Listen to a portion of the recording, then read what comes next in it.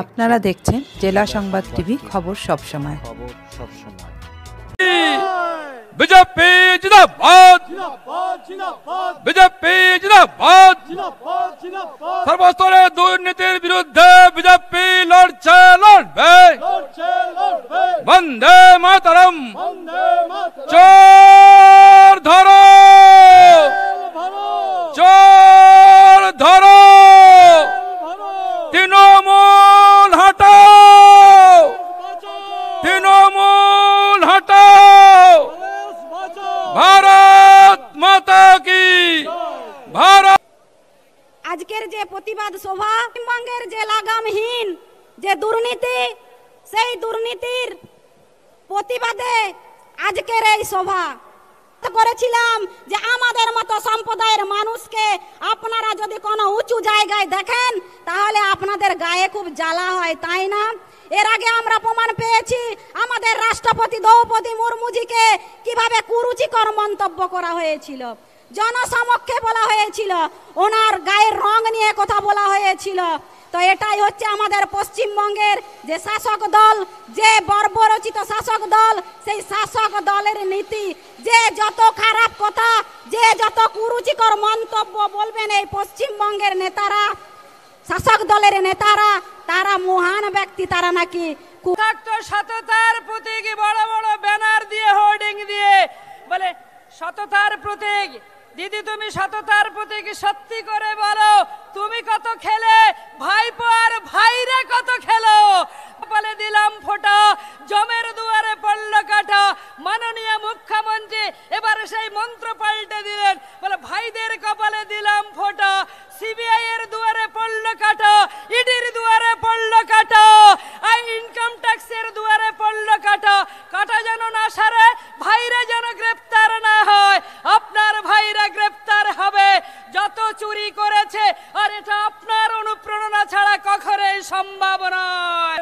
Slogan হচ্ছে যে ভাইপো যাবে তিহার জেলে, সঙ্গে যাবে কে? ঘরে আছে পিসিমণি, কোমর বেঁধেছে। পিসিমণিকেও যেতে হবে, ভাইপোকেও যেতে হবে, শুধু সময়ের অপেক্ষা। করেছিল আমাদের প্রয়াত প্রধানমন্ত্রী অটল বিহারী বাজপেয়ীজি। তিনি আদিবাসীদের মন্ত্রিসভা তৈরি করেছিলেন।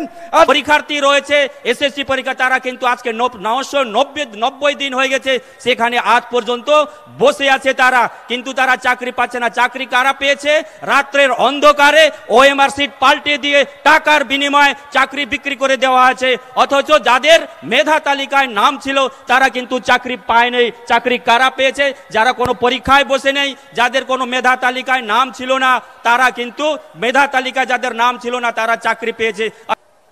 দিকে দিকে পশ্চিমবঙ্গে 100 দিনের কাজ, আবাস যোজনার বাড়ি, বাড়ি বাড়ি বিশুদ্ধ পানীয় জল, তপশিলীদের ভাতা, বার্ধক্য ভাতা, বিধবা ভাতা পাওয়া যে মানুষ, না পাওয়া যে মানুষ, তারা হাজির হয়েছেন। এবং এই ঐতিহাসিক সভার দুই পারে লাগানো প্রায় 10টি বঞ্চনা ভান্ডারে আপনাদের নিজেদের আবেদনপত্র জমা রেখেছেন। 10 বছর আগে 2014 সাল 30শে নভেম্বর, সেদিনও ছিল আদালত, সেদিনও ছিল অবরোধ। আদালতের বদান্যতায় আমরা সভা করেছিলাম তৃণমূলের ঔদ্ধত্যের বিরুদ্ধে, তৃণমূলের দুর্নীতির বিরুদ্ধে, ভ্রষ্টাচারের বিরুদ্ধে, নীতিহীন দখলদারির বিরুদ্ধে। আজ 10 বছর অতিক্রান্ত, তৃণমূল তার অবস্থান পরিবর্তন করেনি। সবাই এসেছেন অতীতের স্মৃতিগুলোকে একটু দূরে সরিয়ে রেখে বামপন্থী কর্মীরা যারা এখনো অবশিষ্ট আছেন, যারা এখনো রাতের অন্ধকারে দুনিয়া কাঁপানো 10 দিন বুকে চেপে ধরে বিপ্লব আসার অপেক্ষায় শিহরিত হন, তাদের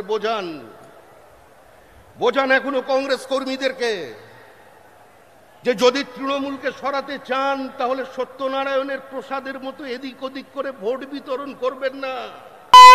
আমাদের আজকের এই সভা বানচাল করার জন্য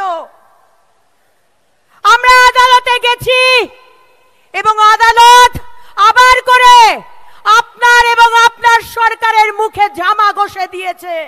বঙ্গ সরকার ক্ষমতায় আসার পরে এই তৃণমূল কংগ্রেস হাজারের উপরে স্কুল ইতিমধ্যে বন্ধ করে দিয়েছে। তারা বিধানসভায় দাঁড়িয়ে স্বীকার করে নিয়েছে তাদের প্রায় 4 লক্ষ শিক্ষক অশিক্ষক কর্মী নিয়োগের জায়গা আছে, কিন্তু আজকে তারা টাকার বিনিময়ে চাকরিগুলো বিক্রি করে দেওয়ার পরে সাধারণ বেকার যুবক যুবতী যারা নিজেদের যোগ্যতায় চাকরি পাওয়ার জন্য উপযুক্ত ছিলেন, তারা আজকে প্রায় 1000 দিনের অবস্থান বিক্ষোভে গান্ধী মূর্তির পাদদেশে বসে আছেন। আজকে প্যারা টিচাররা আমাদের এই পশ্চিমবঙ্গে তারা আজকে আত্মহত্যা করতে বাধ্য হচ্ছে। বিভিন্ন স্কুলে এই প্যারা টিচারদের উপরে এই স্কুলগুলো দাঁড়িয়ে আছে, অথচ তাদের ন্যূনতম যেটুকু দেওয়া প্রয়োজন সেই অর্থটুকু আজ পশ্চিমবঙ্গ সরকার তাদের দিচ্ছে না। আজকে এই মুখ্যমন্ত্রী বাংলার যখন টানেল থেকে তাদেরকে বার করা হয়েছে, তারপরে 4 জনকে দিয়ে একটা গাড়ি পাঠিয়েছে স্বাগত করে আনার জন্য। ক্রিম খেতে হবে না, এইবার দেখবেন এয়ারপোর্টে নিয়ে আসছে, তারপর বলবে আমি সব সময় যোগাযোগ রেখেছি, আমি উদ্ধার করেছি টানেল থেকে, টানেলের ভেতরে ঢুকে আমি তো উদ্ধার করে নিয়ে এসেছি। দেখবেন এবার রেডি ঠাকুর আপনারা, আমাদের লোকও ঢুকেছিল, তৃণমূল কংগ্রেসের কোন লোক ঢুকেছিল, সেই টানেলের মধ্যে খিচুড়ি দিয়ে এসছে, খাবার দিয়ে এসছে, জল দিয়ে এসছে, তারপর আমরা বার করেছি, তারপর আমরা প্রধানমন্ত্রীর হাতে তুলে দিয়েছি। মিথ্যার ভুড়ি ভুড়ি জিনিস নিয়ে থাকে। আজকে আপনারা জানেন যে টানেল থেকে যখন সবাই বেরোচ্ছে একটাই স্লোগান, মোদি হ্যায় তো মুমকিন হ্যায় আর জয় শ্রীরাম।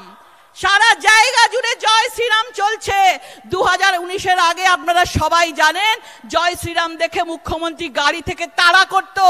আজকে জানেন যে 2024-এর 22শে জানুয়ারি রাম মন্দির অযোধ্যায় প্রতিষ্ঠিত হচ্ছে, রাম মন্দির। সারা দেশ জুড়ে একটাই আওয়াজ হবে, রাম রাম রাম রাম রাম, জয় শ্রীরাম একটাই আওয়াজ উঠবে। তখন উনি কোথায় যাবেন? বাংলা থেকে কোথায় যাবেন? বাংলা থেকে যাবেন পাকিস্তানে চলে যেতে হবে, এই রাজ্যকে ছাড়তে হবে। রাম নাম ওনার কানে লাগে, সেই জন্য রামনবমীর মিছিল নিয়ে ওনার এত কিছু, তিনি বিরক্ত হন। একের পর এক বঞ্চিতদের যেভাবে উনি যেভাবে বঞ্চিত করেছেন, আজকে সব বঞ্চিতরা একসাথে হয়েছে। একটাই বলবো, পিসি ভাইপো তিহার জেলে যাক, বাংলার মানুষ শান্তি পাক। জেলে যাক, বাংলার মানুষ প্রাণ ফিরে পাক। মন্ত্রীরা জেলে যাক, বাংলার মানুষ প্রাণ ফিরে পাক। নেতা মন্ত্রীরা লুট করেছে টাকা, আজকে পিসি ভাইপো সেই লুটের টাকা নিয়ে আজকে 9-6 করছে। সেই জন্য আসুন, আর কিছুক্ষণের অপেক্ষা, আমরা সবাই মিলে একসাথে আগামী দিনে 2024-এ নরেন্দ্র মোদীজিকে তৃতীয়বারের জন্য প্রধানমন্ত্রী করব। অমিত, যদি সময় যুদ্ধ জানায় তুমিও নাও অংশ তাতে, বলো হার মানবে কেন জীবনের এ খেলার মাঠে। যে 34 বছরে এই বাংলায় চুরি ডাকাতি সমস্ত কিছু হয়েছে, কিন্তু এই 12 বছরে ডাকাত এবং চোরেদের উপরে যে বাটপার আছে সেটা তৃণমূল প্রমাণ করেছে। পশ্চিম বাংলায় কান পাতলে শুধু শোনা যায় কোটি কোটি মানুষের হাহাকার। মিটিং করব, কিন্তু তৃণমূল বুঝে গেছে এটা ওদের মৌরসি পাট্টা, ওদের পৈতৃক সম্পত্তি, সেই কারণে ওরা ছাড়া আর কাউকে করতে দেবে না। 3 বছর 3.5 বছর 4 বছর ধরে ধর্ণা দিচ্ছেন চাকরির জন্য, যারা ডিএর জন্য, এবং বিভিন্ন স্তরের শিক্ষকরা যে ধর্ণা দিচ্ছেন, তাদের সবার বঞ্চনার জন্য, তাদের ভাষাকে, তাদের আওয়াজকে তুলে ধরার জন্য এই সভার অবতারণা করা হয়েছে। এই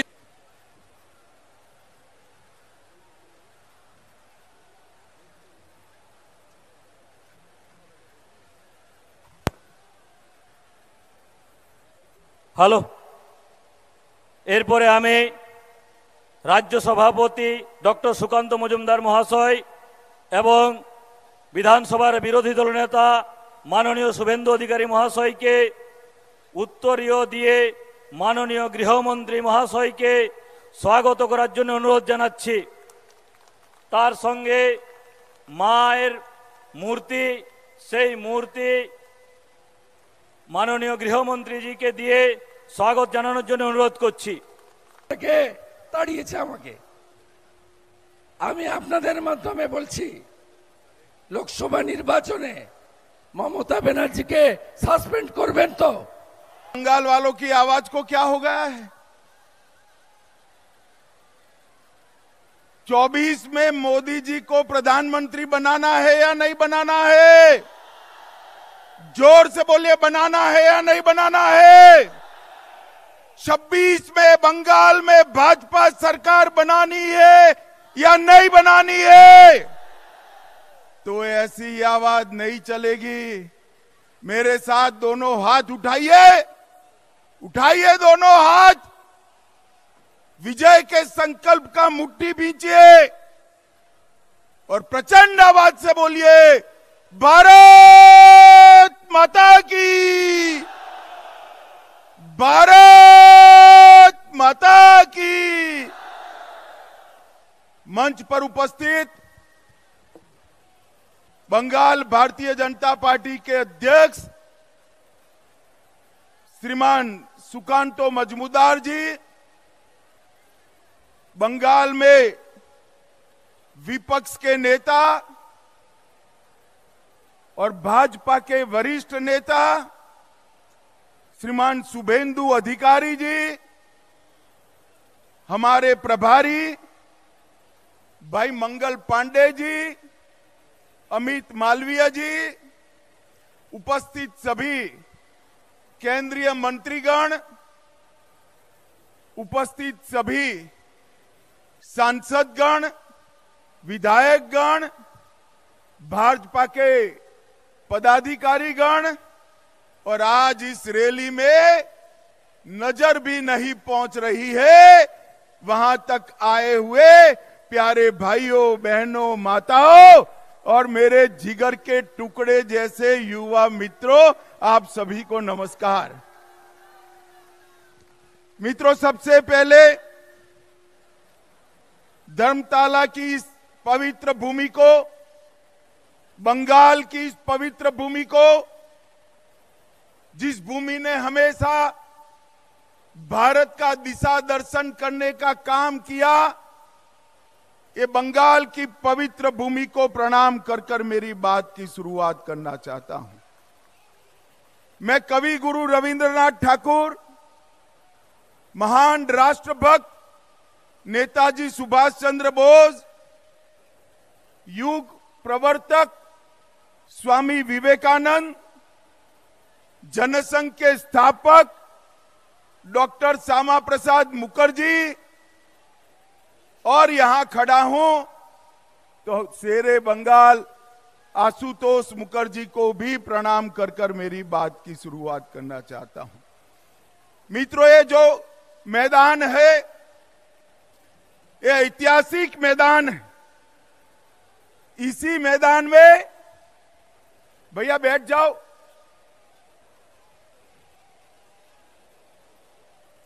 इसी मैदान में सोहरावर्दी ने डायरेक्ट एक्शन का कॉल दिया था और यहीं पर महान गोपाल मुखर्जी ने इसका सामना करने का कॉल दिया था। यही मैदान है जिसने पश्चिम बंगाल को हिंदुस्तान के साथ, भारत के साथ जोड़कर रखने का काम किया है। और मित्रों, भारतीय जनता पार्टी के लिए भी ये मैदान बहुत भाग्यशाली मैदान है। मैं इसी दिसंबर महीने में, नवंबर महीने में यहां पर आया था 2014 में और यहां से बंगाल की जनता को, तृणमूल को हटाने का कॉल देने का काम मैंने किया था भारतीय जनता पार्टी के अध्यक्ष के रूप में। और मैं आज बंगाल की जनता का धन्यवाद करना चाहता हूं कि आज बंगाल में 18 लोकसभा सीटें और 77 विधानसभा सीटें देकर बंगाल की जनता ने तय कर दिया है कि यहां पर अगली सरकार भारतीय जनता पार्टी की सरकार बनने वाली है। भाई और बहनों, बंगाल की जनता ने 2,30,00,000 वोट भारतीय जनता पार्टी को दिए, 77 सीटें दी। हमारे नेता शुभेंदु अधिकारी को अभी अभी दीदी ने दूसरी बार विधानसभा से बर्खास्त कर दिया है। मैं कहने आया हूं दीदी, कान खोलकर सुन लो। शुभेंदु जी को आप विधानसभा के बाहर तो निकाल सकती हो, परंतु बंगाल की जनता को चुप नहीं कर सकती। बंगाल की जनता कहती है दीदी आपका समय अब समाप्त हो चुका है। भाई और बहनों, सोनार बांग्ला और परिवर्तन के नारे के साथ, मां माटी मानुस के नारे के साथ कम्युनिस्टों को हटाकर दीदी सत्ता पर आई। मैं पूछना चाहता हूं आपको, परिवर्तन हुआ है क्या? जरा जोर से बोलो, हुआ है क्या? घुसपैठ रुकी है क्या? तुष्टीकरण रुका है क्या? पॉलिटिकल वायलेंस बंद हुआ है क्या? भ्रष्टाचार रुका है क्या? मोदी जी लाखों करोड़ों रुपया बंगाल को भेजते हैं, तृणमूल के सिंडिकेट वाले वो रुपया को बंगाल के गरीबों तक पहुंचने नहीं देते। मैं आज आह्वान करने आया हूं, अगर 26 में यहां भाजपा सरकार बनानी है तो इसकी नींव 24 के लोकसभा के चुनाव में डालकर मोदी जी को बंगाल से प्रधानमंत्री बनाना चाहिए। भाई और बहनों, 27 साल कम्युनिस्टों का शासन रहा। ममता जी तीसरी टर्म के लिए जीती। लाल भाई और तृणमूल कांग्रेस मिलकर बंगाल को बर्बाद कर दिया। चुनावी हिंसा पूरे देश में, चुनावी हिंसा अगर सबसे ज्यादा होती है तो बंगाल में होती है। घुसपैठ बंगाल सरकार ममता बनर्जी रोक नहीं पाई। जो ममता बनर्जी कभी घुसपैठियों के लिए पार्लियामेंट चलने नहीं देती थी, वो ममता बनर्जी आज घुसपैठियों को खुलेआम वोटर कार्ड और आधार कार्ड बंट रहे हैं, वो चुप बैठी है। कट मनी से पूरी बंगाल की जनता परेशान, सिंडिकेट की उगाही से पूरी बंगाल की जनता परेशान। और जिस बंगाल में कभी सुबह सुबह रविंद्र संगीत सुनाई पड़ता था, वो बंगाल आज बम धमाकों से गूंज रहा है। मित्रों, बम धमाकों से गूंज रहा है। पूरे देश में गरीबी कम हो रही है, मगर बंगाल में गरीबी कम होने का नाम नहीं देती। भ्रष्टाचार चरम सीमा पर है। मैं बाद में बात करूंगा, मगर मैं आपको बताने आया हूं भाइयों, मैं गुजरात से आता हूं। मेरे जीवन में किसी नेता के घर से इतनी सारी नोटों की गड्डियां किसी ने अपने जीवन में नहीं देखी होगी।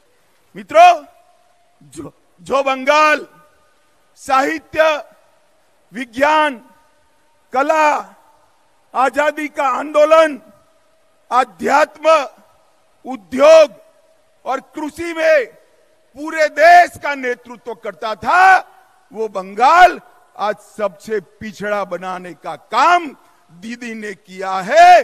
दीदी ने बंगाल को बर्बाद कर रख दिया है।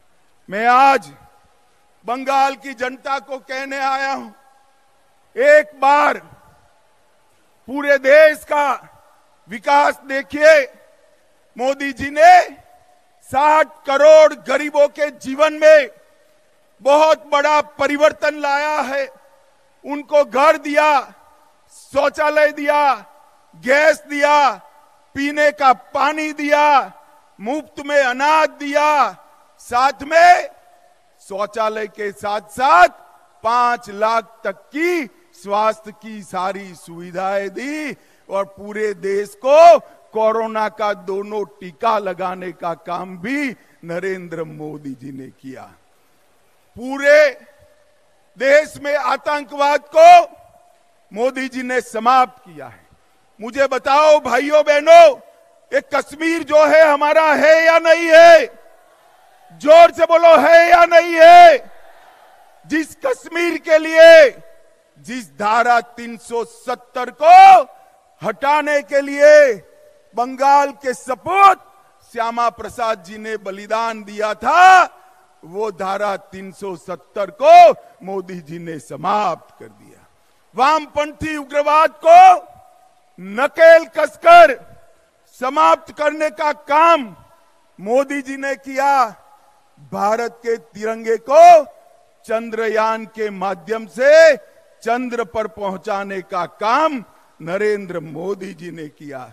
नई संसद बनाई और देश के अर्थतंत्र को 11 नंबर से 5वें नंबर पर लाने का काम नरेंद्र मोदी जी ने किया है। और मुझे बताओ बंगाल वालों, अयोध्या में राम मंदिर बनना चाहिए या नहीं बनना चाहिए? दूर तक जोर से बोलो, बनना चाहिए या नहीं बनना चाहिए? एक कांग्रेस पार्टी और ममता बनर्जी सभी लोग इकट्ठा होकर राम मंदिर को रोक कर रखे थे। मोदी जी ने 2019 में इसका भूमि पूजन किया और 22 जनवरी 2024 को मोदी जी इसका प्राण प्रतिष्ठा करने वाले हैं। मेरे साथ जोर से बोलिए, जय श्री राम, जय जय श्री राम। मित्रों, मोदी जी ने देश को हर क्षेत्र में आगे बढ़ाने का काम किया है। और यहां क्या हुआ? राजनीतिक हत्याएं लगभग 212 भाजपा कार्यकर्ताओं की हत्या हुई। मैं दीदी को कहकर जाता हूं, हम भाजपा वाले हैं, हमारा कार्यकर्ता हमारा भाई से बढ़कर होता है, भाई से बढ़कर होता है। दीदी, भाजपा कार्यकर्ताओं की हत्या की है देश भर का और पूरे बंगाल का एक एक कार्यकर्ता इसका बदला लेने के लिए तैयार है। आप मेरी बात याद रखना। 2026 में जब चुनाव होगा तब मालूम पड़ेगा कि किस प्रकार से राजनीतिक हत्या का वोट देकर बदला दिया जाता है। मित्रों, बंगाल को पूरे भारत के अंदर भ्रष्टाचार के कारण बदनाम करने का काम ममता बनर्जी की सरकार ने किया। ज्योतिप्रिय मलिक, अनुव्रत मंडल, पार्थ चटर्जी, चाहे गाय तस्करी हो, चाहे कोयला तस्करी हो, चाहे भर्ती घोटाला हो, अरबों खरबों रुपया बंगाल की जनता का इन्होंने खाया है। और मैं ममता बनर्जी को आज कहकर जाता हूं, अगर आप में हिम्मत है तो ज्योतिप्रिय मलिक, अनुव्रत मंडल और पार्थ चटर्जी को तृणमूल कांग्रेस से सस्पेंड कर दिखाइए तो बंगाल की जनता मानेगी। वो नहीं कर सकती। हर रोज दुर्गा का स्तवन कर रही है कि तीन कहीं भतीजे का नाम न बता दे, भतीजे का नाम न बता दे। जो खुद मिले हुए हैं वो बंगाल को भ्रष्टाचार से मुक्त नहीं कर सकते हैं। मित्रों, इतने सारे भ्रष्टाचार हुए हैं कि संसद की पवित्रता को भी तृणमूल कांग्रेस के सांसदों ने समाप्त कर दिया। भेंटे लेकर, सौगादे लेकर, सवाल पूछने वाले सांसद और वो पार्टी बंगाल और भारत का भला कर सकती है क्या? जोर से बोलिए, कर सकती है क्या? भाई और बहनों, अवैध घुसपैठ चरम सीमा पर। आसाम की जनता ने भाजपा सरकार बना दी। आसाम की सरहदों से परिंदा भी पैर नहीं मार सकता। और बंगाल में सोशल मीडिया पर कोई रख रहा है कि अगर घुसपैठ कर आए हो और आधार कार्ड चाहिए, वोटर कार्ड चाहिए, तो इस नंबर पर संपर्क करिए। बंगाल पुलिस चुप। मुझे बताओ भाइयों बहनों, जिस राज्य में इतनी घुसपैठ होती हो वहां कभी विकास हो सकता है क्या? जोर से बोलो, हो सकता है? और इसीलिए ममता बनर्जी सीएए का विरोध कर रही है, सीएए कर नहीं दे।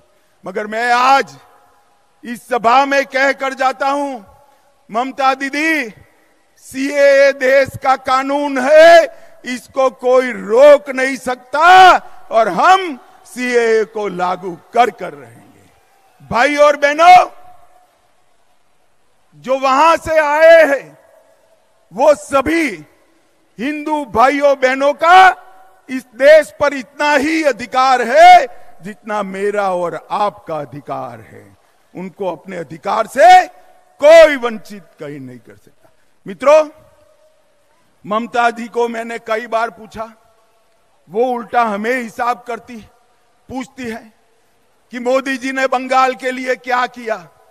ममता दीदी, आप मेरा भाषण जरूर सुन रही होगी, मैं हिसाब लेकर आया हूं, कान खोलकर सुन लीजिए, हिसाब लेकर आया हूं।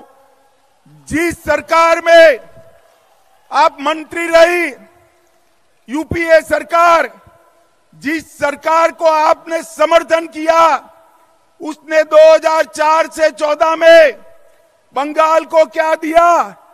ग्रांट इन एड और डिवोल्यूशन का सिर्फ 2 लाख करोड़ रुपया दिया। कितना दिया भाइयों बहनों, बोलो तो? और मोदी जी ने 2 लाख करोड़ के सामने 10 साल के सामने 9 साल में 6,70,000 करोड़ रुपया देने का काम नरेंद्र मोदी जी ने किया। और 1,80,000 करोड़ रुपया नरेगा में 3.5 गुना ज्यादा हमने दिया। आप धरना करती हो, जब आप मंत्री बनकर बैठी थी, मुख्यमंत्री बनकर सरकार का समर्थन कर रही थी, पैसा कम मिलता था। यूपीए सरकार ने 14,000 करोड़ रुपया दिया, मोदी जी ने 54,000 करोड़ रुपया देने का काम किया। और नरेगा, ग्राम सड़क योजना, आवास योजना, आजीविका मिशन और नेशनल आजीविका मिशन में 1,80,000 करोड़ रुपया देने का काम भारतीय जनता पार्टी ने किया है। और नेशनल हाईवे के लिए टोटल 70,000 करोड़, लगभग 16,000 करोड़, रेलवे में, बंदरगाह में 1,000 करोड़, सिंचाई के लिए 3,000 करोड़, कुल मिलाकर आपके 2 लाख करोड़ के सामने भारतीय जनता पार्टी ने 8 लाख करोड़ से ज्यादा रुपया देने का काम भारतीय जनता पार्टी। और ममता दीदी, जितना गुमराह करना है कर लीजिए। गत चुनाव में तो रैगिंग कर आप जीत गई, फिर भी हमारी 77 सीटें आई। 77, कहां 0, कहां 77। और इस बार 26 में रैली देखकर मैं स्पष्टता से कहने जाता हूं कि 26 के चुनाव में 2/3 बहुमत के साथ यहां पर भारतीय जनता पार्टी की सरकार बने। मगर इसके पहले 24 का चुनाव आ रहा है। आपने 19 में 18 सीटें दी थी। मैं आप सभी को करबद्ध विनंती करने आया हूं, इतनी सीटें दीजिए कि मोदी जी को शपथ विधि के बाद कहना पड़े मैं बंगाल के कारण देश का प्रधानमंत्री बना हूं, बंगाल के कारण। भाई और बहनों, बंगाल का भला ये भ्रष्टाचारी परिवारवादी तृणमूल कांग्रेस नहीं कर सकती। बंगाल का भला ये कम्युनिस्ट नहीं कर सकते, और कांग्रेस पार्टी तो तृणमूल के शरण में गई हुई पार्टी है, वो बंगाल का भला नहीं कर सकती। बंगाल को आगे ले जाने का काम, बंगाल को सोनार बांग्ला बनाने का काम केवल और केवल मोदी जी के नेतृत्व में भारतीय जनता पार्टी कर सकती है, और कोई नहीं कर सकता। भाई और बहनों, मुझे बताओ, ये भ्रष्टाचारी ममता सरकार को हटाओगे? जोर से बोलो अंत तक। भ्रष्टाचारी ममता सरकार को हटाओगे? 24 में मोदी जी को फिर से प्रधानमंत्री बनाओगे? 26 में 2/3 बहुमत से भाजपा सरकार बनाओगे? घुसपैठ रोकनी है, जोर से बोलिए, घुसपैठ रोकनी है, सीएए लाना है, भ्रष्टाचार रोकना है, सीमाएं सुरक्षित करनी है, बंगाल के गरीब का विकास करना है, बंगाल की अस्मिता वापिस लानी है। अगर सब करना है तो उखाड़ कर फेंक दो ममता बनर्जी की सरकार को।